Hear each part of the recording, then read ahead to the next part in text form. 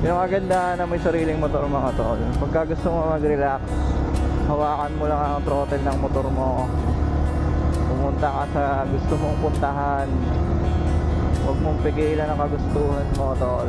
Kasi minsan kinakailangan talaga natin mag-relax. Katulad nito, kahit mag-isa lang ako, nagre-relax ako. Ganito ko mag-relax. Kung hindi mo naman trip talaga magmotor, alam mo naman siguro sa sarili mo kung ano yung makakapagpa-relax sa'yo.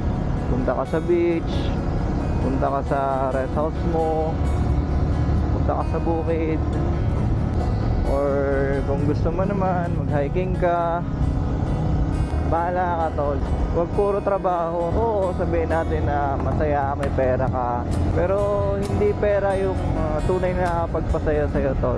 Kumbaga ang pera, instrumento lang yan tol. Maniwala ka sa akin, kayang-kaya mong pasayain ang sarili mo kahit mag-isa ka lang.